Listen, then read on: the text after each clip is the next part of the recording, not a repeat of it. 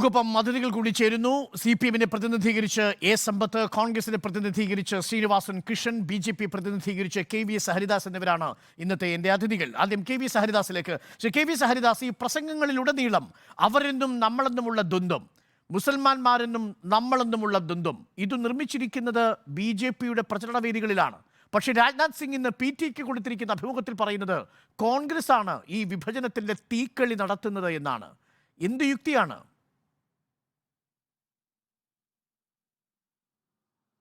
അതിൻ്റെ തുടക്കം എവിടെയാ ഡോക്ടർ അരുൺ? ഇപ്പം നിങ്ങൾ നരേന്ദ്രമോദിയുടെ ഒരുപാട് ക്ലിപ്പിങ്സ് കാണിച്ചു, നല്ലത് തന്നെ.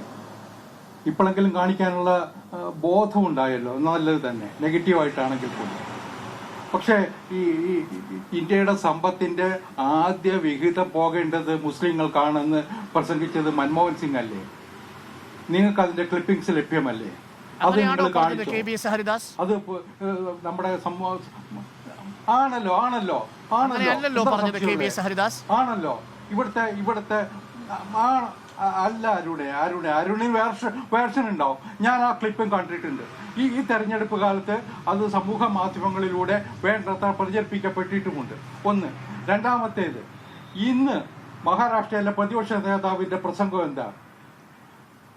26/11 ഭീകരാക്രമണത്തിന്റെ പശ്ചാത്തലത്തിൽ അദ്ദേഹം നടത്തിയ നിരീക്ഷണം എന്താ? പാകിസ്ഥാൻ ഭീകരനെ വെടിവെച്ചത് ആരാണെന്നാണ് അദ്ദേഹം നിരത്തുന്ന വാദം. ഈ തെരഞ്ഞെടുപ്പ് സമയത്ത് എന്തിനാ അത്തരം ഒരു വാദം ഉന്നയിക്കുന്നേ? ഇവരാരുടെ കൂടിയാ? ഇസ്ലാമിക ഭീകരന്മാരുടെ കൂടിയാണോ? പാകിസ്ഥാനിലെ ഭീകരന്മാരുടെ ഒപ്പമാണോ കോൺഗ്രസ്? അല്ലെങ്കിൽ ഇന്നിപ്പോ അത്തരം ഒരു വാദഗതി കൊണ്ടുവരേണ്ട കാര്യം എന്താ?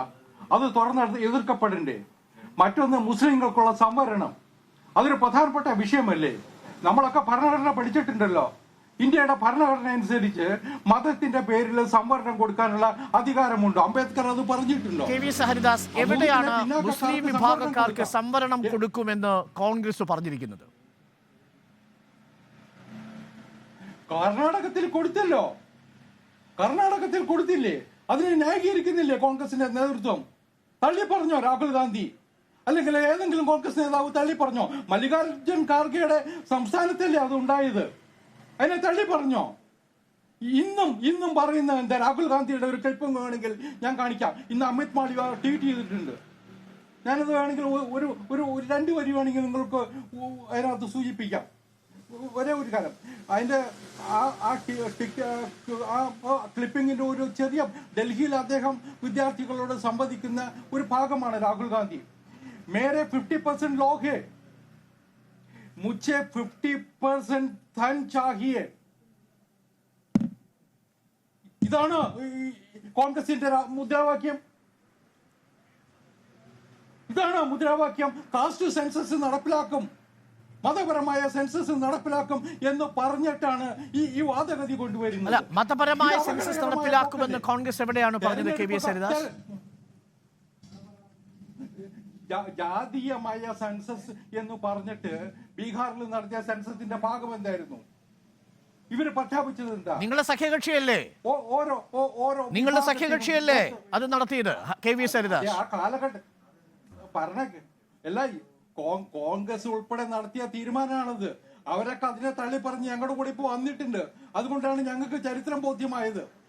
ആ കോൺഗ്രസിന്റെ നികൃഷ്ടമായ രാഷ്ട്രീയ ദുരുപദിഷ്ടമായ നീക്കങ്ങളെ തള്ളി പറഞ്ഞുകൊണ്ട് ഇന്നിപ്പോ ഞങ്ങളുടെ കൂടെ വന്നിട്ടുണ്ട് അവര്. അതുകൊണ്ട് തെരഞ്ഞെടുപ്പ് കാലത്ത് ഇത്തരത്തിലുള്ള എല്ലാ ദുഷ്ട പ്രചരണങ്ങൾക്കും മുൻകൈ എടുത്തത് ഇപ്പോ ഇസ്ലാമിക ബോംബെയിലെ ഭീകരാക്രമണത്തിന് തയ്യാറായി നമ്മുടെ പിടിയിലായ ഭീകരനെ ന്യായീകരിക്കാൻ വരെ തയ്യാറാക്കുന്ന കോൺഗ്രസ്, അത് ചെറിയ കാര്യമാണോ?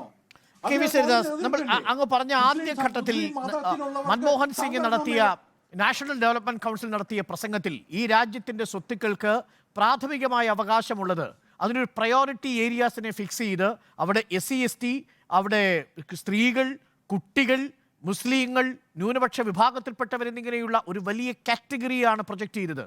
ആ ഒരു വിഭാഗം വരുന്നത് എങ്ങനെയാണ്? സച്ചാർ കമ്മിറ്റി റിപ്പോർട്ടിന്റെ അടിസ്ഥാനത്തിലാണ് മുസ്ലിങ്ങൾ കൂടി ആ കാറ്റഗറിയുടെ ഭാഗമാവുന്നത്. അപ്പോൾ അതിൽ നിന്ന് അടർത്തി മാറ്റി മുസ്ലിം വിഭാഗത്തെ മാത്രം അടർത്തി മാറ്റി പ്രൊജക്റ്റ് ചെയ്യുകയാണ്. അവരെ വിശേഷിപ്പിക്കുന്നത് നോക്കൂ: നുഴഞ്ഞു കയറ്റക്കാർ, ഇൻഫിൽട്രേറ്റേഴ്സ്, ഒപ്പം പെറ്റുകൂട്ടുന്നവർ, ഇതൊക്കെ ഈ രാജ്യത്തിന്റെ 20% വരുന്നൊരു ജനതയെ വിശേഷിപ്പിക്കുകയാണ് നമ്മുടെ പ്രധാനമന്ത്രി KV സരിദാസ്. എന്നിട്ട് തീക്കളി കളിക്കുന്നത് കോൺഗ്രസ് ആണെന്ന് ഇന്ന് രാജ്നാഥ് സിംഗ് പറയുകയും ചെയ്യുന്നു. അതല്ലേ യുക്തി എന്തെന്നാണ് എന്റെ ചോദ്യം.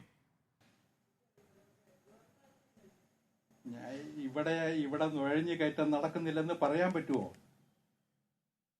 ബംഗ്ലാദേശിൽ നിന്ന് പാകിസ്ഥാനിൽ നിന്ന് നുഴഞ്ഞു കയറ്റം നടക്കുന്നില്ല എന്ന് നിങ്ങൾക്ക് പറയാൻ കഴിയുമോ? പണ്ട് മമതാ ബാനർജി ലോകസഭയിൽ ബഹളം ഉണ്ടാക്കിയിട്ടുണ്ട്. സർ, നുഴഞ്ഞുകയറ്റം നടത്തുന്നത് ഒരു പ്രത്യേക മതവിഭാഗത്തിൽപ്പെട്ടവർ മാത്രമാണെങ്കിൽ അസാമിൽ നമ്മൾ നാഷണൽ പോപ്പുലേഷൻ രജിസ്റ്റർ കൊണ്ടുവരുമ്പോ, സിറ്റിസൺ രജിസ്റ്റർ കൊണ്ടുവരുമ്പോ എന്തുകൊണ്ടാണ് അവിടെ ഭൂരിപക്ഷം ഹിന്ദുക്കളും നുഴഞ്ഞുകയറ്റക്കാരാക്കപ്പെട്ടത്? ഞാനൊന്ന് പൂർത്തിയാക്കട്ടെ. ബംഗാളിലെ സിറ്റുവേഷനാണ് ഒരു പ്രധാനപ്പെട്ട കാര്യം. ബംഗ്ലാദേശിൽ നിന്നുള്ള നുഴഞ്ഞുകയറ്റം അതൊരു പ്രധാനപ്പെട്ട പ്രശ്നമായിരുന്നില്ലേ? നമ്മൾ ഇന്നും നേരിടുന്നില്ലേ? അതുകൊണ്ടല്ലേ അതിർത്തി നിശ്ചയിക്കാൻ അവസാനം മോഡി ഗവൺമെന്റ് നിർബന്ധിതമായല്ലോ ബംഗ്ലാദേശുമായിട്ട് ധാരണയിലെത്തി. അതൊക്കെ ചരിത്രത്തിന്റെ ഭാഗമല്ലേ? മോഡി വന്നതിന് ശേഷമാണ് ആ നടപടി ഉണ്ടായത്. ആസാമിലും അതുപോലെ തന്നെ ത്രിപുരയിലും ഒക്കെ ഈ പ്രശ്നം ഉണ്ടായിട്ടുണ്ട്, എല്ലായിടത്തും ഉണ്ടായിട്ടുണ്ട്.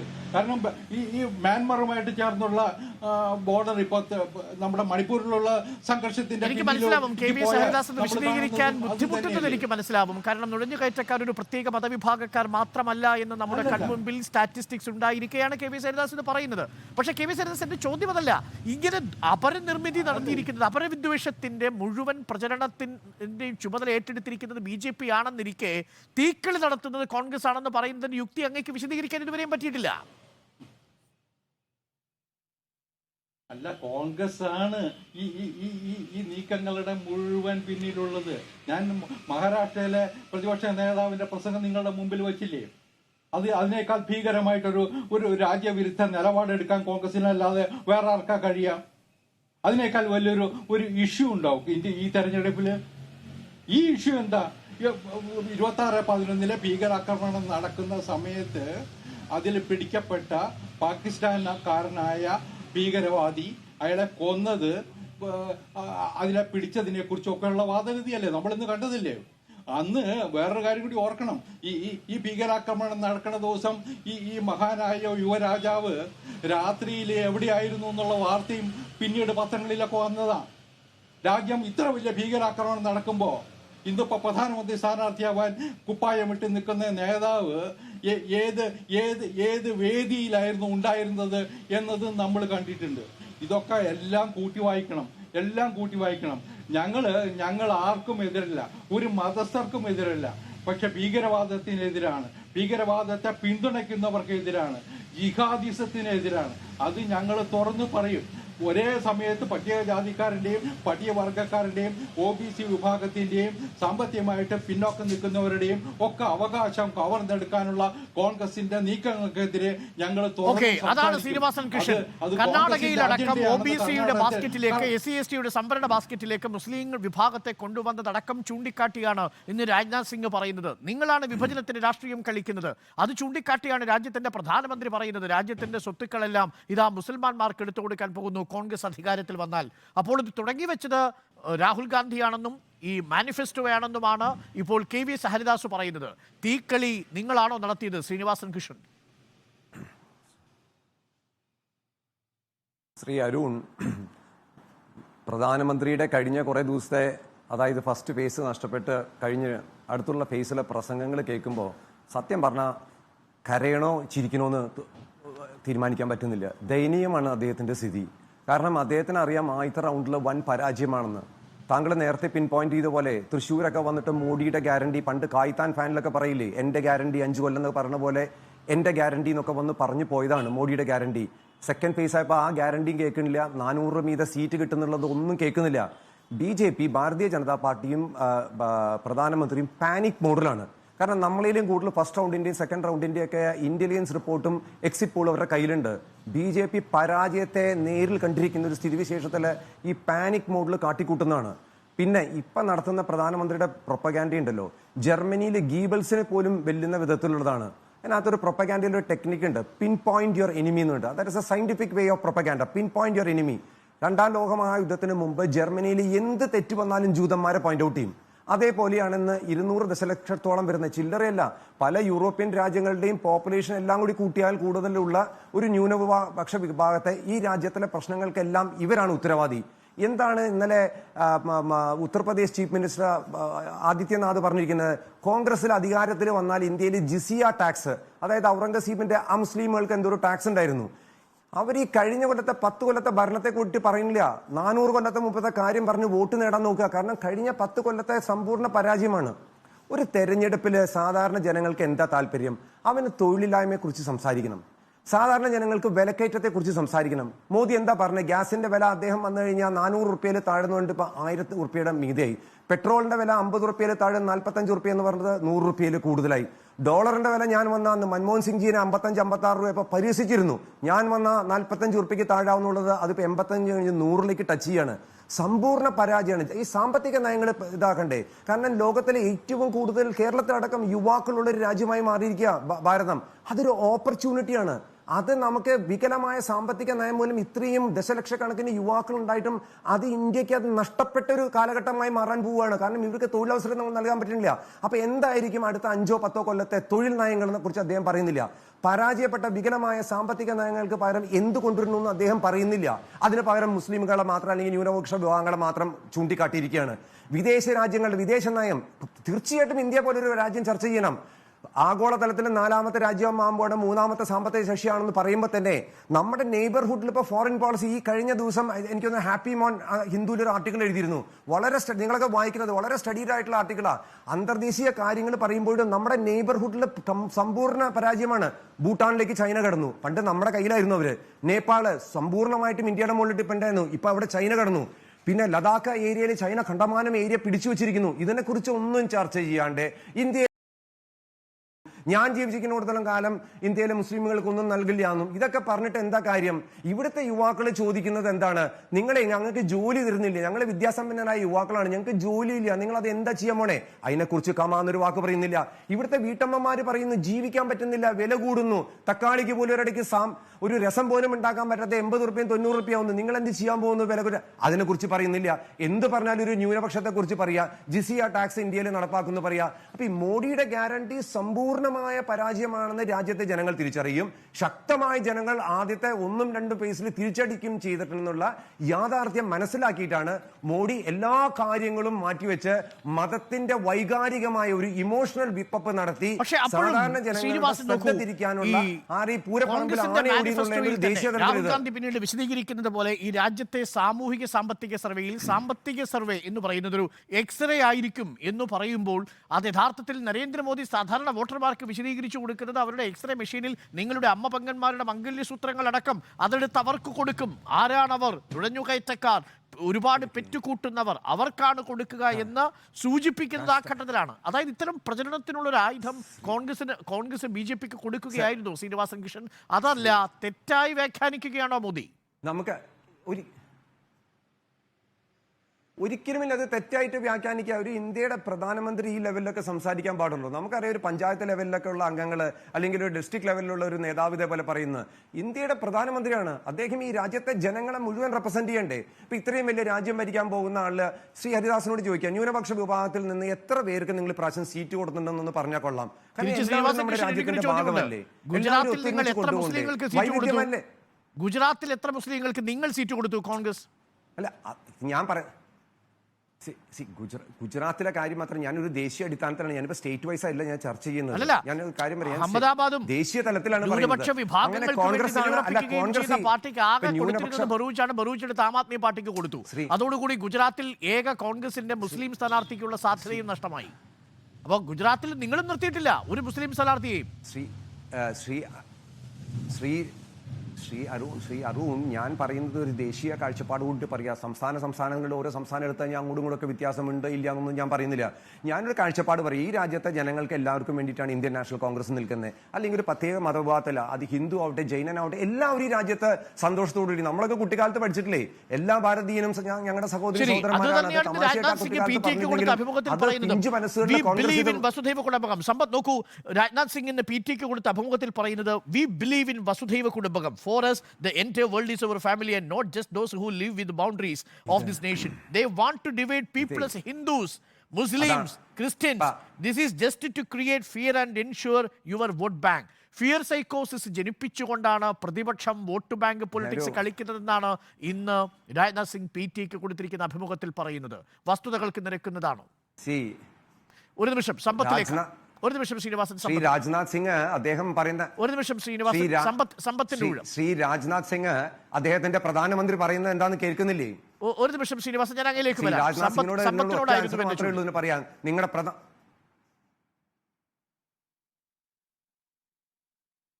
അരുൺ, ഞാനൊരു 5 മിനിറ്റ് എടുത്തോട്ടെ ചില കാര്യങ്ങൾ. ഞാൻ തർക്കത്തിനൊന്നുമല്ല. കാരണം ഈ 8 ഘട്ടം വോട്ടെടുപ്പ് കഴിയേണ്ടതിൽ കേരളത്തിലെ വോട്ടെടുപ്പ് കഴിഞ്ഞു. അടുത്ത ഘട്ടം വോട്ടെടുപ്പ് അത് കഴിഞ്ഞു. 3-ാം ഘട്ടത്തിലേക്ക് നമ്മൾ പ്രവേശിക്കും. 7 ഘട്ടം, ക്ഷമിക്കണം, 18-ാം ലോക്സഭയിലേക്കുള്ള ആ തെരഞ്ഞെടുപ്പിൻ്റെ 7 ഘട്ടം എന്നുള്ളതിലേക്ക്. അപ്പോൾ 18-ാം ലോക്സഭയിലേക്കുള്ള ഈ വോട്ടെടുപ്പിൻ്റെ 7 ഘട്ടം എന്നുള്ളത് ഇതൊരു തെരഞ്ഞെടുപ്പ് കമ്മീഷൻ ഇത് ചെയ്യുമ്പോൾ വാസ്തവത്തിൽ നമ്മളത് ഇക്കാര്യത്തിൽ ഞാൻ 5 മിനിറ്റ് ചോദിക്കാൻ കാരണം, നമ്മൾ ജീവിക്കുന്നത് ലോകത്തിലെ ഏറ്റവും വലിയ ജനാധിപത്യ രാഷ്ട്രത്തിലാണ്, പാർലമെൻ്ററി ജനാധിപത്യ രാഷ്ട്രത്തിലാണ്, ഏറ്റവും വലിയ ബഹുകക്ഷി ജനാധിപത്യ വ്യവസ്ഥയിലാണ്, ലോകത്തിലെ എഴുതപ്പെട്ട ഏറ്റവും വലിയ ഭരണഘടന നിലവിലിരിക്കുന്ന ഒരു രാഷ്ട്രത്തിലാണ്, ലോകത്തിലെ തന്നെ മതനിരപേക്ഷത അടിസ്ഥാനമാക്കിയിട്ടുള്ള ഒരു രാഷ്ട്രത്തിലാണ്. Sovereign socialist secular democratic republic എന്ന് അത്തരത്തിൽ ഭരണഘടനയുടെ ആമുഖത്തിൽ എഴുതപ്പെട്ടിട്ടുള്ളത്. ഇനി ഈ ഭരണഘടനയുടെ ആമുഖത്തിൽ എഴുതപ്പെട്ടിട്ടില്ല എങ്കിലും പലപ്പോഴായി സുപ്രീം കോടതിയുടെ വിധിന്യായങ്ങളിൽ ഈ നമ്മുടെ അടിസ്ഥാന ശിലകൾ എന്ന് വിവക്ഷിക്കുന്നതിൽ ഇതും പെടുന്നതാണ്. ഇവിടെ നമ്മുടെ ഈ ചർച്ചയിൽ മുതിർന്ന മാധ്യമപ്രവർത്തകനാണ്, ഞങ്ങളുടെ എല്ലാം സീനിയറാണ്, അദ്ദേഹം BJPയുടെ വക്താവായിട്ടാണ് വന്നതെങ്കിൽ KVS ചേട്ടൻ വല്ലാതെ ഇക്കാര്യത്തിൽ പ്രക്ഷുബ്ധനായി കണ്ടു. സ്വാഭാവികമാണ്. ഡോക്ടർ അരുൺകുമാർ ചോദിച്ച ആ ഒരു ചോദ്യവുമായി ബന്ധപ്പെട്ട് KVS അത്തരത്തിൽ അദ്ദേഹത്തെ വല്ലാതെ ഒരു മാനസിക വിക്ഷോഭത്തിന് ഇടപെട്ടതുപോലെ, അങ്ങനെ അടിപ്പെട്ടതുപോലെയുള്ള ഒരു വർത്തമാനം വന്നത്. ഇവിടെ ഞാൻ ചില കാര്യങ്ങൾ ചൂണ്ടിക്കാണിക്കാൻ മാത്രമേ ആഗ്രഹിക്കുന്നുള്ളൂ. അരുൺ പറഞ്ഞു വന്നപ്പോൾ ചില കാര്യങ്ങൾ അതിലിങ്ങനെ ഈ നമ്മുടെ ഈ ചിത്രങ്ങൾ ഉൾപ്പെടെ വീഡിയോ ഉൾപ്പെടെ എല്ലാം കാണിച്ചു. ഇതേ പ്രധാനമന്ത്രി തന്നെയല്ലേ ഒരുപാട് വർഷങ്ങൾക്ക് മുമ്പൊന്നുമല്ല അദ്ദേഹം പറഞ്ഞില്ലേ, വേഷം കണ്ടാൽ അറിയില്ലേ ഭീകരവാദികളാരെന്ന, ഓർമ്മയില്ലേ? വേഷം കണ്ടാൽ തിരിച്ചറിയാൻ പറ്റില്ലേ ഭീകരവാദികളാരെന്ന് ചോദിച്ചത്. ഇവിടെ വാസ്തവത്തിൽ ഇന്ത്യയിലെ ഒരു രാഷ്ട്രീയ കക്ഷിയും ഒരു രാഷ്ട്രീയ കക്ഷിയുടെ നേതാവും തെരഞ്ഞെടുപ്പ് കാലത്ത് ഇത്തരത്തിലുള്ള വിഭാഗീയമായ വിഭജനം മനസ്സുകളിൽ ഉണ്ടാക്കുന്നതായിട്ടുള്ള ഇത്തരത്തിലുള്ള പ്രസംഗങ്ങൾ ഉണ്ടാകാൻ പാടില്ല എന്നുള്ളതും അവിടെ മാതൃകയായി പ്രവർത്തിക്കേണ്ടത് ആരാണ്? ഇന്ത്യയുടെ പ്രധാനമന്ത്രിയാണ്. ഇന്ത്യയുടെ പ്രധാനമന്ത്രിയുടേതായിട്ടുള്ള പ്രസംഗങ്ങളിൽ വന്നതെന്താണ്? അവിടെ മുസൽമാന്മാർ അഥവാ മുസ്ലിങ്ങൾ മുഴുവൻ ഈ രാഷ്ട്രത്തിൻ്റെ ശത്രുക്കളാണ് എന്ന്, അവർ നുഴഞ്ഞുകയറ്റക്കാരാണ് എന്ന്, അവരാണ് ഭീകരവാദികൾ എന്ന് ഒക്കെ ഇത്തരത്തിൽ വല്ലാതെ നുണപ്രചരണത്തിൻ്റെ കെട്ടഴിച്ചങ്ങ് വിടുകയാണ്. ഇങ്ങനെ ഈ ഭൂതത്തിനെ കുടത്തിൽ നിന്ന് തുറന്നു വിടുന്നത് പോലെ വിദ്വേഷത്തിൻ്റെ ഭൂതത്തെ തുറന്നു വിടുകയാണ്. കാരണം BJP പ്രതിനിധാനം ചെയ്യുന്നത് വെറുപ്പിൻ്റെ രാഷ്ട്രീയത്തെയാണ്, വിദ്വേഷത്തിൻ്റെ രാഷ്ട്രീയത്തെയാണ്, വിഭജനത്തിൻ്റെ രാഷ്ട്രീയത്തെയാണ്, വംശീയതയുടെ രാഷ്ട്രീയത്തെയാണ്. ഞാനിപ്പോൾ ഈ ഒരു കാര്യത്തിൽ ഒരു 3 മിനിറ്റ് കൂടി എടുത്ത് ഞാൻ പറയാം. ഇപ്പോൾ നുഴഞ്ഞുകയറ്റക്കാരെ പലരെയും പറയുന്നു അല്ലേ, 1941 ഏപ്രിൽ 14 അന്ന് വിഷുദിനമായിരിക്കാനാണ് സാധ്യത. ഇന്ത്യൻ നാഷണൽ ആർമി അത്തരത്തിൽ ഇന്ത്യയിലേക്ക് ത്രിവർണ്ണ പതാകയുമായി മാർച്ച് ചെയ്ത് വന്ന് ഇന്നും ഈ മനുഷ്യൻ്റെ നിലവിളി അസ്തമിച്ചിട്ടില്ലാത്ത മണിപ്പൂരിൽ, കത്തിക്കാളുന്ന ആ മണിപ്പൂരിൽ, അവിടെ മൗറോങ് എന്ന ഗ്രാമത്തിൽ ആദ്യമായി ആ ത്രിവർണ്ണ പതാക ഉയർത്തിയത്, നേതാജി കൊടുത്തയച്ച ത്രിവർണ്ണ പതാക ഉയർത്തിയത് കേണൽ ഷൗക്കത്ത് ഹയാത്ത് മാലിക്കാണ്. കേണൽ ഷൗക്കത്ത് ഹയാത്ത് മാലിക്. ആ INA ഭടന്മാരെയും നേതാക്കളെയെല്ലാം പിന്നീട് അറസ്റ്റ് ചെയ്തു. ക്യാപ്റ്റൻ ലക്ഷ്മി ഉൾപ്പെടെ, കേണൽ സൈഗാൾ ഉൾപ്പെടെ, മേജർ ധില്ലൻ ഉൾപ്പെടെ, അങ്ങനെ നിരവധി പേര് അക്കാര്യത്തിൽ, ഷാനവാസ് ഹുസൈൻ ഉൾപ്പെടെ ഒക്കെയെല്ലാം INA നേതാക്കളെയെല്ലാം കുറ്റവിചാരണ ചെയ്തത് കൊണ്ടുവന്ന് ഇവിടെ ഈ നമ്മുടെ ഡൽഹിയിലെ ചെങ്കോട്ടയിലാണ്. പണ്ഡിറ്റ് ജവഹർലാൽ നെഹ്റു അടക്കമുള്ളവർ ഈ പ്രതിഭാഗം അഭിഭാഷകരായി രംഗത്തിറങ്ങുകയും നമ്മുടെ മുൻഗാമികളായ അന്നത്തെ ഇന്ത്യക്കാർ അവരുടെ ജീവന് വേണ്ടി അവർ അത്തരത്തിൽ പ്രതിഷേധവുമായി രംഗത്തിറങ്ങുകയും ഇന്ത്യൻ പട്ടാളത്തിൽ തന്നെ കലാപത്തിൻ്റെ കൊടിക്കൂറി വരികയും ചെയ്തു. ഇതിന് മുമ്പൊരു കാര്യം ഞാനൊന്ന് പറഞ്ഞുകൊള്ളട്ടെ. ഇവിടെ ഈ ചില ആളുകളെയെല്ലാം രാജ്യദ്രോഹികളും മറ്റുമെല്ലാമായി വിവക്ഷിക്കുമ്പോൾ അത്തരമൊരു കാര്യത്തെ സംബന്ധിച്ച് ഒരു 3 മിനിറ്റ് ഞാൻ എടുക്കുകയാണ്. ഇവിടെ എന്താണെന്ന് പറഞ്ഞാൽ 1721 ഇന്ത്യയിൽ ആദ്യത്തെ ജനകീയ കലാപം ബ്രിട്ടീഷ് സാമ്രാജ്യത്വത്തിനെതിരായി ഈസ്റ്റ് ഇന്ത്യ കമ്പനിക്കെതിരായി അരങ്ങേറുന്നത്. ആ കലാപത്തെ അടിച്ചമർത്താനായി കമ്പനി പട്ടാളത്തെ കൊണ്ട് കഴിയാത്തത് കൊണ്ട് ഏതൊക്കെ നാട്ടുപട്ടാളത്തെ കൂടിയാണെന്ന് ഉപയോഗിച്ചത് തീരുന്നില്ല. 1857 നമ്മളെല്ലാവരും ഒന്നാം സ്വാതന്ത്ര്യ സമരം എന്ന് വിശേഷിപ്പിക്കുന്നതും സായിപ്പ് ശിപായിലകളെ ആക്ഷേപിച്ചു. എന്തോ ആയിക്കൊള്ളട്ടെ, ഇക്കാര്യത്തിൽ ഇന്ത്യയിൽ ആദ്യത്തെ അത്തരത്തിലുള്ള സായുധമായി ഇന്ത്യയിൽ ഏറ്റവും കൂടുതൽ പ്രദേശങ്ങളിൽ ഏറ്റവും കൂടുതൽ ജനങ്ങൾ പങ്കെടുത്ത കാൾ മാർക്സ് തന്നെ എഴുതിയിട്ടുള്ളൊരു കാര്യമാണ് അതിനെ സംബന്ധിച്ച്. അതിനെ അടിച്ചമർത്താൻ ബ്രിട്ടീഷുകാർക്ക് സഹായം ചെയ്തു കൊടുത്തതിൽ ബ്രിട്ടീഷുകാരുടെ ഈസ്റ്റ് ഇന്ത്യ കമ്പനിക്ക് ശേഷം വന്ന അവരുടെ പിന്നീട് ഇതിന് ശേഷമാണ് വൈസ്രോയുടെ ഭരണം വരുന്നത്. കമ്പനിപ്പടയ്ക്ക് കഴിയാത്തത് കൊണ്ട് സിന്ധ്യ രാജകുടുംബമാണല്ലോ ഏറ്റവും വലിയ സഹായം ചെയ്തത്. അവരെ എന്തായി നിങ്ങൾ മുദ്രകുത്തും? അല്ല, പ്ലാസി യുദ്ധകാലത്ത് 1757 അല്ലേ, ആ പ്ലാസി യുദ്ധകാലത്ത് സിറാജ് ദൗളയെ ഒറ്റുകൊടുക്കുന്നതിന് വേണ്ടി പ്രവർത്തിച്ചവർ എന്ന് പറയുമ്പോൾ ഇന്ന് പല ആളുകൾക്കും അത്തരത്തിൽ വേദനിക്കും. ഞാൻ ഈ പഴയ ഏതെങ്കിലും വിധത്തിലുള്ള ചരിത്രത്തിൻ്റേത് അതെല്ലാം ആ മുറിവുകൾ മാന്തി എടുക്കാൻ വേണ്ടിയിട്ട് പറഞ്ഞതല്ല. ഇവിടെ നമ്മുടെ നാട്ടിൽ ഇപ്പോൾ ഈ കാസ്റ്റ് സെൻസസുമായി ബന്ധപ്പെട്ട വിഷയത്തെ സംബന്ധിച്ച് പറയുന്നുണ്ട്. 1931 ഏറ്റവും ഒടുവിൽ അത്തരത്തിലുള്ള ഒരു ജാതി സെൻസസ് നടത്തിയത്. പിന്നീട് പലപ്പോഴും ഇതിൻ്റെ അപ്ഡേഷൻ മാത്രമാണ് ഭാഗികമായി പലപ്പോഴും നടത്തിയിട്ടുള്ളത്. നമ്മൾ ഇന്നിപ്പോൾ ഈ തെരഞ്ഞെടുപ്പുമായി ബന്ധപ്പെട്ട് ഡോക്ടർ അരുൺകുമാർ ഞങ്ങൾ 3 പേരും ഇത് നടത്തുന്ന ചർച്ചയിൽ ഇത് വർഷം 2024. ഇന്ത്യൻ ഭരണഘടന അനുസരിച്ച് 10 വർഷം കൂടുമ്പോൾ ഇന്ത്യയിൽ സെൻസസ് നടത്തേണ്ടതായ ഉത്തരവാദിത്വം it's a duty of the union ഗവൺമെൻറ്റാണ്. സംസ്ഥാന ഗവൺമെൻറ്റുകൾക്ക് അത്തരത്തിൽ സെൻസസ് നടത്താനായി കഴിയില്ല. ആ സെൻസസ് നടത്തുന്നത് ഇന്ത്യ ഗവൺമെൻറ്റിൻ്റെ ചുമതലയാണ് എങ്കിൽ 2011 ശേഷം 13 കൊല്ലം കഴിയുമ്പോഴും ഇവിടെ ഒരു സെൻസസ് കാനേഷുമാരി കണക്കെടുപ്പ് നടത്തിയിട്ടില്ല.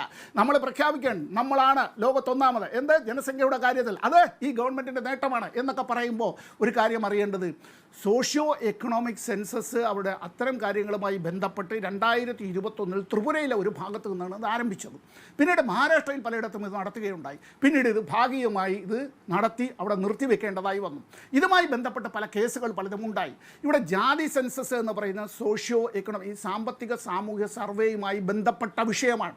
ഇവിടെ ഇക്കാര്യത്തെ സംബന്ധിച്ച് ഇത് നടത്തേണ്ടതാരാണ്? ഇന്ത്യ ഗവൺമെൻറ്റാണ്. എന്തുകൊണ്ടാണ് BJP ഇത്തരത്തിലുള്ള ഈ സാമൂഹ്യ സാമ്പത്തിക സർവേയെ ഭയപ്പെടുന്നത്?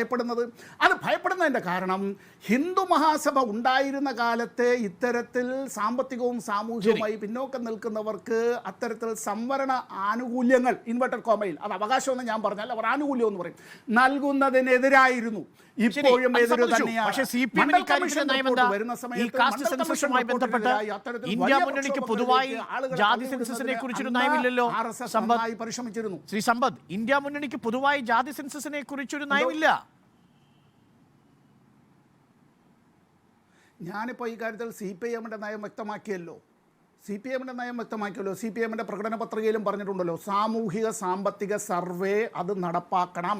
സാമൂഹിക സാമ്പത്തിക സർവേ നടപ്പാക്കാൻ ജാതി സെൻസസ് എന്ന് പേരിട്ടോളൂ. ആ കാര്യത്തെ സംബന്ധിച്ച് സാമ്പത്തികവും സാമൂഹികവുമായ ഇതിനെയാണ് നരേന്ദ്രമോദി തെറ്റായി വ്യാഖ്യാനിച്ച് വിദ്വേഷവുമായി ബന്ധപ്പെട്ട് അത് നടത്താനായി കഴിയുള്ളൂ. ജനസംഖ്യാ കണക്കെടുപ്പ് പോലും നടത്താൻ കഴിയാത്ത ഹരിദാസ്, നേരത്തെ ശ്രീനിവാസൻ കൃഷ്ണൻ സൂചിപ്പിച്ചതുപോലെ ഈ സാമ്പത്തികമായിട്ടും ജനക്ഷേമ പദ്ധതികളുടെ കാര്യത്തിലും ഇത്തവണ പ്രചരണം നടത്തിയാൽ ഡീസലിന് വില ചോദിക്കുമെന്നും പെട്രോളിന് വില ചോദിക്കുമെന്നും പറയുന്ന പാചകവാതകത്തിന് വില ചോദിക്കുമെന്നും ഭയന്നുകൊണ്ട് പ്രചരണത്തിന്റെ ഗിയർ മാറ്റുകയായിരുന്നു. അതല്ല, 1ഉം 2ഉം ഘട്ട തെരഞ്ഞെടുപ്പ് വരുമ്പോൾ പോളിംഗ് ശതമാനം 3%-ലും 2%-ഓളവും ഇടിയുന്നത് കാണുമ്പോൾ ഒരു തരംഗമില്ല എന്ന് ഞെട്ടലോടെ മനസ്സിലാക്കിയ നരേന്ദ്രമോദി 400 സീറ്റ് എന്ന സ്വപ്നം താഴേക്ക് വെക്കുകയും പിന്നീട് വർഗീയ പ്രചരണങ്ങളിലേക്ക് മാറുകയുമാണോ ചെയ്തത് എന്നതാണ് ചോദ്യം. KVS ഹരിദാസ്. അല്ല അരുണെ, ഞാൻ അതിനെക്കുറിച്ച് തന്നെയാണ് ചിന്തിച്ചുകൊണ്ടിരുന്നത്.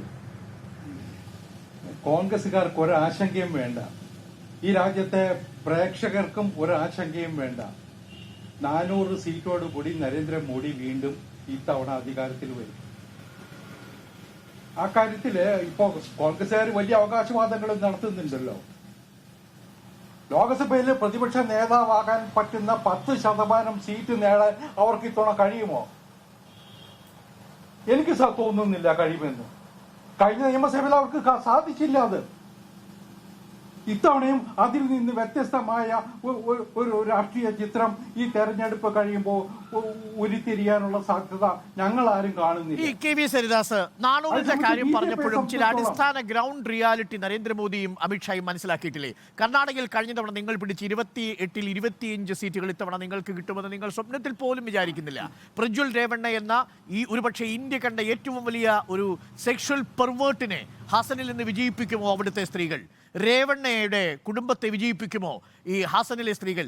ഈ പറയുന്ന പ്രജ്വൽ രേവണ്ണയ്ക്ക് വേണ്ടി നരേന്ദ്രമോദി ഹാസനിൽ വന്ന് വോട്ടഭ്യർത്ഥിച്ചത് കർണാടകയിലെ ജനങ്ങൾ മറക്കുമോ? 200 സ്ത്രീകളുടെ മാനമാണ് ഈ പ്രജ്വൽ രേവണ്ണ എന്ന നിങ്ങളുടെ സഖ്യകക്ഷിയുടെ സിറ്റിംഗ് MP സ്ഥാനാർത്ഥി നശിപ്പിച്ച് മൊബൈൽ ചിത്രങ്ങൾ എടുത്തത്. അത് ഇന്ത്യ മുഴുവൻ ചർച്ചയായില്ലേ KV ഹരിദാസ്? അല്ല അരുണെ, ഞാൻ വരാം. അരുണിന്റെ ആവേശം ഞാൻ മനസ്സിലാക്കുന്നുണ്ട്. ഞാൻ ഒരു കാര്യം സൂചിപ്പിക്കാം. ദക്ഷിണേന്ത്യയില് ഈ കഴിഞ്ഞ ലോകസഭയില് ഏറ്റവും കൂടുതൽ സീറ്റ് ഉണ്ടായിരുന്ന, ദക്ഷിണേന്ത്യയിൽ നിന്ന് ഏറ്റവും കൂടുതൽ സീറ്റ് ഉണ്ടായിരുന്നത് BJPക്കാണ്.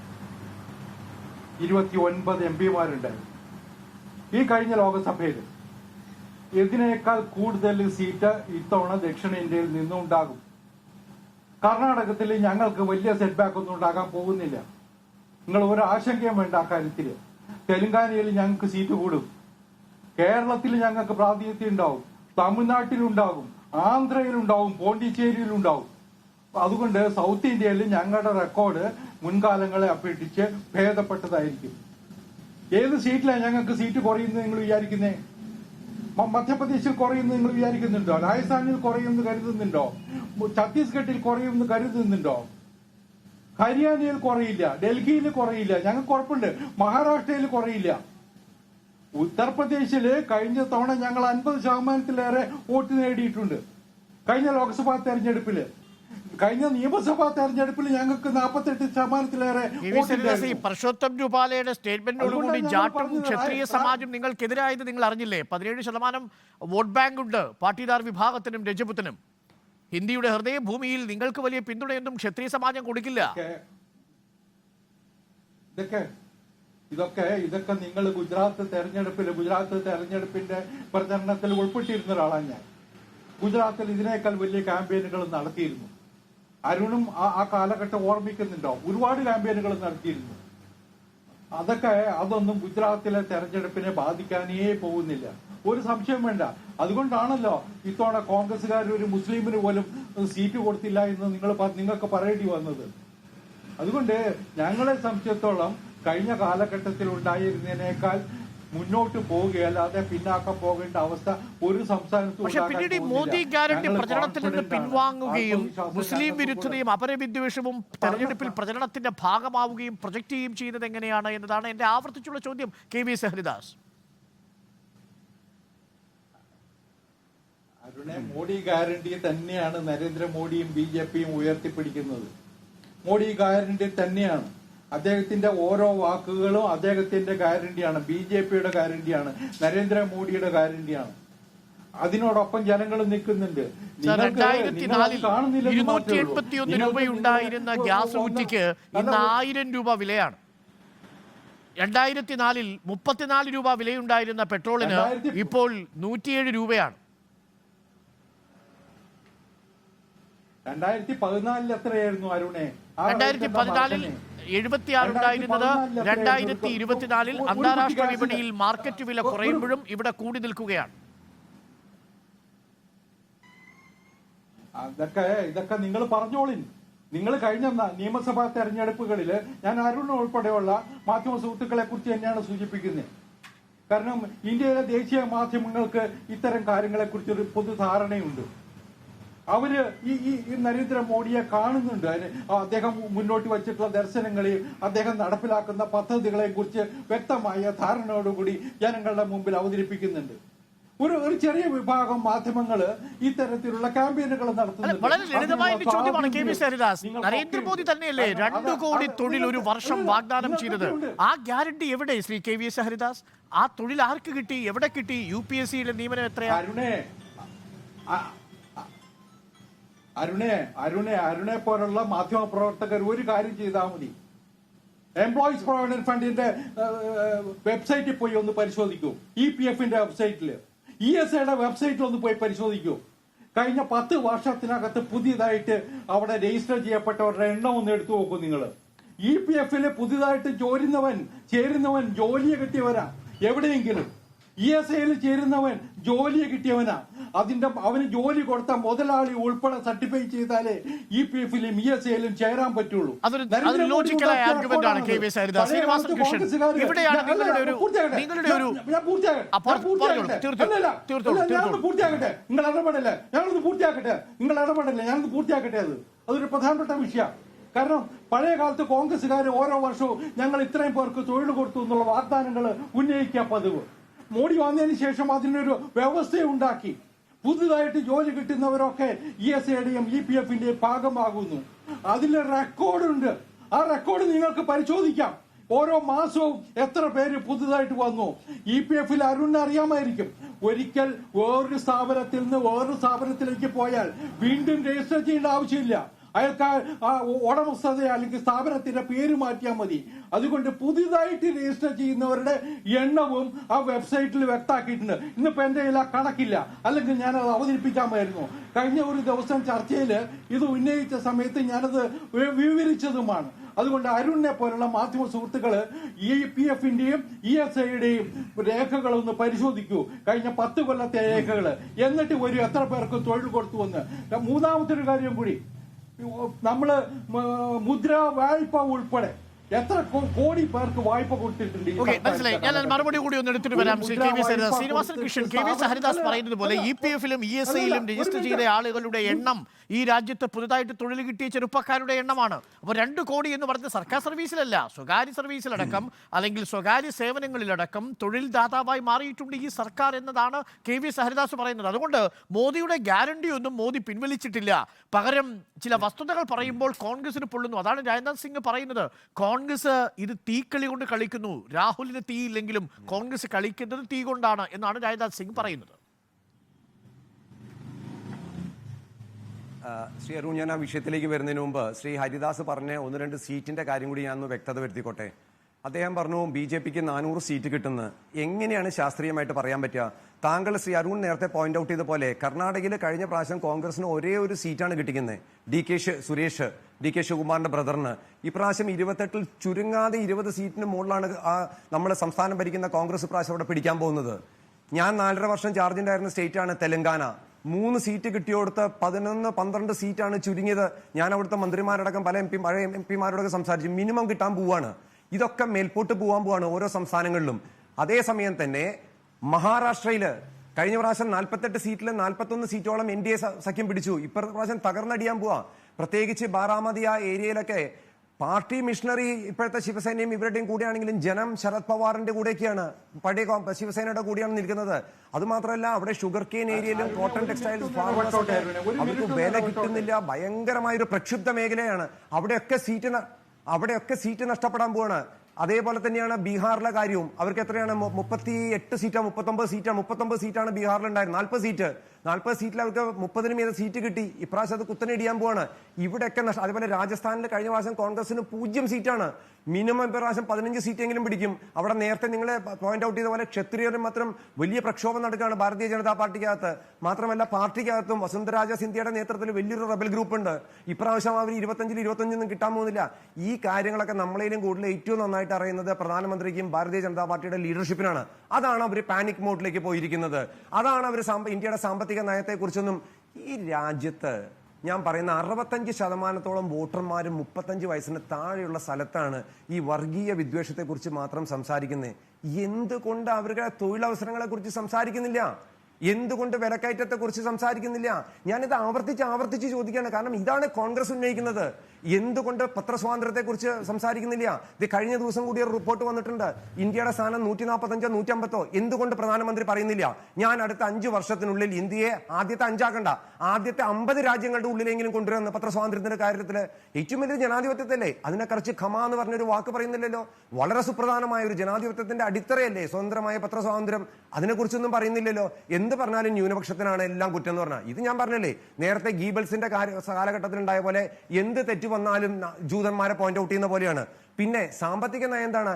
അംബാനി അഡാനിമാരെ പോലുള്ള വലിയ വലിയ കുത്തകമാര് അദ്ദേഹം ലോക ബില്യനേഴ്സിന്റെ എതിരെ 800 ചില്ലാൻ സാധനം ഉണ്ടായിരുന്നത് രണ്ടാമത്തെ ഏറ്റവും വലിയ ധനികനായി മാറി. 8 ബില്യൺ ഉണ്ടായിരുന്ന കണ്ട് 200 ചില്ലാൻ ബില്യനായി. ഇതൊക്കെ ഗവൺമെന്റിന്റെ ഓപ്പൺ സപ്പോർട്ടാണ്. സാധാരണക്കാരന്റെ ജീവിത പ്രശ്നങ്ങളെ കുറിച്ച് ഈ സർക്കാർ ആലോചിച്ചിട്ടുമില്ല, താല്പര്യവുമില്ല. ഇന്ത്യൻ നാഷണൽ കോൺഗ്രസ് സാധാരണക്കാരിൽ സ്ത്രീകൾക്ക് 1 ലക്ഷം രൂപ നൽകും. വളരെ പെട്ടെന്ന് എനിക്കൊരു ഇടവേള കൂടി വേണം. അല്ല, ഞാൻ അദ്ദേഹത്തിന്റെ സംസ്ഥാനങ്ങളെ കുറിച്ചുള്ള വിശദീകരണം കേട്ടപ്പോൾ തോന്നിയതാ. മഹാരാഷ്ട്രയിലെ ശരത് പവാറിന്റെ ഒരു പ്രസ്താവന ഇന്നലെ പുറത്തു വന്നിട്ടുണ്ട്. ബാരാമതിയിൽ നിന്ന് എന്റെ മകള് ജയിച്ചാൽ നരേന്ദ്രമോദിയുടെ ഭൂരിപക്ഷം അത്രയും കുറയുമല്ലോ എന്നാണ് അദ്ദേഹം പറഞ്ഞത്. നരേന്ദ്രമോദിക്ക് കിട്ടുന്ന ഭൂരിപക്ഷം അത്രയും കുറയുമല്ലോ എന്നാണ് ശരത് പവാർ പറഞ്ഞത് മഹാരാഷ്ട്രയെ കുറിച്ച്. മഹാരാഷ്ട്രയില് കോൺഗ്രസും ഉദ്ധവ് താക്കറെയും പവാറും കൂടി ജയിക്കും എന്ന് പ്രവചിക്കുന്നവരോട് എനിക്ക് സഹതാപമേ ഉള്ളൂ. അവിടെ നടന്ന പഞ്ചായത്ത് മുനിസിപ്പൽ തെരഞ്ഞെടുപ്പുകളുടെ ഫലം ഒന്ന് പരിശോധിക്കട്ടെ. അതിനു മുമ്പ് അദ്ദേഹം ആ തെരഞ്ഞെടുപ്പ് ഫലം ഒന്ന് പരിശോധിക്കട്ടെ. അതും കൂടി കഴിഞ്ഞിട്ട് നോക്കാം, ചർച്ച ചെയ്യാൻ വേണമെങ്കിൽ. ശരി, നരേന്ദ്രമോദി അയോധ്യയിൽ രാംലല്ല ക്ഷേത്രത്തിലെത്തി ദർശനം നടത്തുകയും അതിനുശേഷം ഇപ്പോൾ റോഡ് ഷോയിലേക്ക് പോവുകയും ചെയ്യുകയാണ്. ഉത്തർപ്രദേശിൽ വാരണാസിയിൽ 14-ാം തീയതി നാമനിർദ്ദേശ പത്രിക സമർപ്പിക്കും.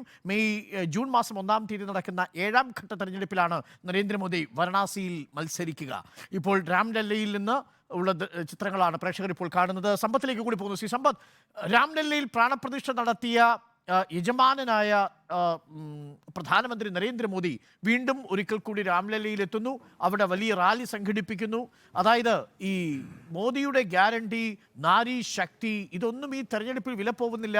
അയോധ്യ രാമക്ഷേത്രം അതും വലിയ തരംഗമാകുന്നില്ല എന്ന് കാണുമ്പോൾ അപരവിദ്വേഷത്തിൻ്റെതായിട്ടുള്ള പ്രചരണതന്ത്രത്തിൽ പിടിക്കുന്നു എന്നതാണ് പൊതുവെ കോൺഗ്രസ് ഉയർത്തുന്ന നെഗറ്റീവ്. പക്ഷെ വീണ്ടും ഇതാ രാംലല്ലയിലേക്കും അയോധ്യയിലേക്കും മടങ്ങിപ്പോവുകയാണ് ഉത്തർപ്രദേശിൽ പ്രധാനമന്ത്രി നരേന്ദ്രമോദി തെരഞ്ഞെടുപ്പിന്റെ ക്യാമ്പയിന്റെ ഭാഗമായി തന്നെ. ഡോക്ടർ അരുൺകുമാറെ, ഇത് ഈ സൂചിപ്പിക്കുന്നത് 1930കളിൽ അന്ന് ഈ ജർമ്മനിയിൽ അഡോൾഫ് ഹിറ്റ്ലർ എങ്ങനെയാണോ വംശീയതയുടെ തീ ആളിക്കത്തിച്ചുകൊണ്ട് ജൂതവിരുദ്ധ വികാരം അങ്ങനെ അത് പ്രചരിപ്പിച്ചത്, ഒപ്പം വലിയ ഈ ലാർജ് ഇൻഡസ്ട്രിയൽ ഹൗസസിനെ, വലിയ കമ്പനികളെ അത് ഒരേ സമയം അമേരിക്കയുടെയും ജർമ്മനിയുടെയും താല്പര്യങ്ങൾക്കനുസരിച്ച് നിൽക്കുകയും പണം പണം പണം പണം ഉണ്ടാക്കുക എന്നുള്ള നിലയിലേക്ക് അവരെല്ലാം തന്നെ, ഞാൻ സമയച്ചുരുക്കം കൊണ്ട് അതിലേക്കൊന്നും കിടക്കുന്നില്ല, എന്താണോ ചെയ്തത് അതിൻ്റെ നേരെ അതിൻ്റേതായിട്ടുള്ള ഒരു റിപ്ലിക്ക എന്നുള്ള നിലയിൽ, അതിൻ്റെ ഒരു പുനരവതാരം എന്നുള്ള നിലയിലേക്ക് നമ്മളിപ്പോൾ കണ്ടുകൊണ്ടിരിക്കുകയാണ്. ഇവിടെ ഇന്ത്യ വിറ്റു തുലയ്ക്കപ്പെടുകയാണ്. ഒരു സെല്ലിംഗ് സ്പ്രീയിലേക്കാണ് പോയിക്കൊണ്ടിരിക്കുന്നത്. ഇവിടെ ഇപ്പോൾ ഈ പ്രധാനപ്പെട്ട ചോദ്യങ്ങൾ, 10 കൊല്ലം ഒരു ഗവൺമെൻറ് അധികാരത്തിലിരുന്നു എന്ന് പറയുമ്പോൾ സ്വാഭാവികമായി ഗവൺമെൻറ്റുമായി ബന്ധപ്പെട്ട് നിങ്ങൾ എടുത്തതായ നടപടികൾ, ഞങ്ങൾക്ക് ഇതുമായി ബന്ധപ്പെട്ട് രാജ്യത്തിനുണ്ടായ വികസന പ്രവർത്തനങ്ങൾ, ഞങ്ങൾക്ക് ഇതിൻ്റെ അനുഭവം എന്താണ്, ഇതിൻ്റെ ഫലങ്ങൾ അനുഭവിക്കാൻ കഴിഞ്ഞത് എന്തൊക്കെ, ഇത്തരം കാര്യങ്ങളെ സംബന്ധിച്ച് ജനങ്ങൾ ചോദിക്കും. അറിയേണ്ട ഒരു കാര്യം ഡോക്ടർ അരുൺകുമാർ തന്നെ നേരത്തെ സൂചിപ്പിച്ചു എന്ന് എനിക്ക് തോന്നുന്നു. ഇക്കഴിഞ്ഞ ഘട്ടങ്ങളിലെ തെരഞ്ഞെടുപ്പുകളിൽ, കഴിഞ്ഞ ലോക്സഭാ തെരഞ്ഞെടുപ്പിൽ, 17ാം ലോക്സഭാ തെരഞ്ഞെടുപ്പിൽ 2019 അന്ന് ഇതേ മണ്ഡലങ്ങളിൽ ഉണ്ടായിരുന്ന പോളിംഗ് പെർസെൻറ്റേജിനേക്കാൾ 5 മുതൽ 6% വരെ ഇടിവുണ്ടായിട്ടുണ്ട്. അങ്ങനെ ഒരു ഗവൺമെൻറ്റിനോട് വല്ലാത്ത അഭിനിവേശം, പ്രണയം അങ്ങനെയെല്ലാം ഉണ്ട് എങ്കിൽ അങ്ങനെ വന്ന് ഇങ്ങനെ തിരമാല പോലെ വന്ന് ഇങ്ങനെ വോട്ട് ചെയ്യണമല്ലോ, അങ്ങനെ വോട്ട് ഈ സർക്കാർ ഭാഗത്ത് വോട്ടർമാരുടെ അവരെ ഉണർത്താൻ പ്രതിപക്ഷത്തിന് കഴിയാതെ പോയതുകൊണ്ട് ഈ സർക്കാരിനെ മാറ്റാൻ വേണ്ടി ആളുകൾ ക്യൂ നിന്നില്ല. ഈ സർക്കാർ തുടരട്ടെ എന്ന് വിചാരിച്ചു, വോട്ടർമാർ വീട്ടിലിരുന്നു. ആ പോളിംഗ് പെർസെൻറ്റേജ് അതിലെന്താണെന്നറിയാറണേ, പോളിംഗ് പെർസെൻറ്റേജ് കുറഞ്ഞു എന്നുള്ളത് BJPയുടെ സിറ്റിംഗ് സീറ്റുകളിലും അവരുടെ ശക്തി കേന്ദ്രങ്ങളിലുമാണ്. സ്വാഭാവികമായി എങ്ങനെയാണ് ഒരു പാർട്ടി, ആ പാർട്ടിയുടെ അവർക്ക് കൂടുതൽ സ്വാധീനമുള്ള സ്ഥലങ്ങളിൽ, ബൂത്തുകളിൽ, മണ്ഡലങ്ങളിൽ നിന്നുള്ള BJPയുടെ സിറ്റിംഗ് സീറ്റുകളിൽ ഇത്തരത്തിലുള്ള കാര്യങ്ങൾ സംഭവിച്ചിരിക്കുകയാണ്. ഇനി ഇത്തരത്തിൽ വല്ലാതെ വർഗീയ വിഷം ഇങ്ങനെ ചീറ്റുന്ന നിലയിലേക്ക് വരുമ്പോൾ ഇത് ചോദിക്കാതെ ഇരുന്നാൽ അത് വല്ലാത്ത അപരാധമായി പോകും. 1946 പാസ്റ്റർ മാർട്ടിൻ നിയമമുള്ളവർ അദ്ദേഹം എഴുതിയ ഒരു കവിതയുണ്ടല്ലോ, അതൊരു കൺഫെഷണൽ അല്ലേ, ഒരു കുറ്റസമ്മത മൊഴി പോലെ വന്നത്. ആദ്യം അവർ കമ്മ്യൂണിസ്റ്റുകളെ തേടി വന്നു, ഞാനൊന്നും മിണ്ടിയില്ല. പിന്നെ അവർ സോഷ്യലിസ്റ്റുകളെ തേടി വന്നു, ഞാനൊന്നും മിണ്ടിയില്ല. പിന്നീട് അവർ ജൂതന്മാരെ തേടി വന്നു, വന്നു, ഞാൻ മിണ്ടിയില്ല, കാരണം ഞാനിതൊന്നും ആയിരുന്നില്ല. പിന്നീട് അവർ എന്നെ തേടി വന്നു, എനിക്ക് വേണ്ടി മിണ്ടാൻ ആരും ഉണ്ടായിരുന്നില്ല എന്നുള്ളതുപോലെ ഇത്തരത്തിൽ ഈ പൗരത്വ നിയമ ഭേദഗതിയുമായി ബന്ധപ്പെട്ട എന്തെങ്കിലും ചോദിച്ചാൽ നിങ്ങളെ ബാധിക്കുന്നില്ലല്ലോ, നിങ്ങൾക്ക് എന്താ ഇതുകൊണ്ട് ബുദ്ധിമുട്ട് എന്നുള്ള നിലയിലേക്കാണ് ചോദിക്കുക. ഇത് നുഴഞ്ഞുകയറ്റക്കാർ എന്നുള്ള നിലയിലേക്ക് കുറേ ആളുകളെ പറ്റി പറയുക. അപ്പോൾ ഈ നുഴഞ്ഞുകയറ്റക്കാർ എന്നിവർ പറയുന്നതിനകത്ത് ഈ ശ്രീലങ്കയിൽ നിന്ന് ജീവനും ഭയന്ന അവസാനം മക്കളെയും നെഞ്ചോട് പിടിച്ചുകൊണ്ട് ഈ കടലെല്ലാം കടന്ന് ഇങ്ങോട്ടേക്ക് വന്ന പാവപ്പെട്ട ഒരുപാട് തമിഴ് വംശജരായിട്ടുള്ളവരുണ്ട്, നമ്മളുമായി രക്തബന്ധമുള്ളവരാണ്. അവരെല്ലാം നുഴഞ്ഞുകയറ്റക്കാരാണല്ലേ, നമ്മുടെ ബന്ധുക്കളായിട്ട് അത്തരത്തിൽ ഈ ശ്രീലങ്കയിൽ നിന്നെല്ലാം വന്നവർ ഇപ്പോഴും കേരളത്തിലും തമിഴ്നാട്ടിലും പലയിടങ്ങളിലും അഭയാർത്ഥി ക്യാമ്പുകളിൽ കഴിയുന്ന കുറേ മനുഷ്യ ജീവികളുണ്ടല്ലോ. പ്രചരണതന്ത്രത്തിൽ വരുന്ന മാറ്റം സമ്പത്ത് പറയുന്നത് പോലെ ഈ തെരഞ്ഞെടുപ്പിന്റെ 2 ഘട്ടങ്ങൾ പിന്നിടുമ്പോൾ പോളിംഗ് ശതമാനത്തിലെ ഇടിവ്, ഒപ്പം തന്നെ വലിയ തരംഗ സാധ്യതയില്ലായ്മ, ഇതൊക്കെ പ്രധാനമായും BJP അലട്ടുന്നുണ്ട് എന്ന തോന്നലാണ് എന്നാണ് പ്രതിപക്ഷം പറയുന്നത്. അതല്ല, കാര്യങ്ങൾ വിശദീകരിക്കുകയാണെന്ന് രാജ്നാഥ് സിംഗും ഒപ്പം BJPയും കരുതുകയും ചെയ്യുന്നു. നന്ദി ശ്രീ സമ്പത്ത് ശ്രീനിവാസൻ കൃഷ്ണൻ, ഒപ്പം KVS ഹരിദാസ് ചർച്ചയിൽ പങ്കുചേർന്നതിന്. ഇനി പ്രേക്ഷകർക്ക് കാണാം ഡിബേറ്റ് വിത്ത് സ്മൃതി പരുത്തിക്കാട്.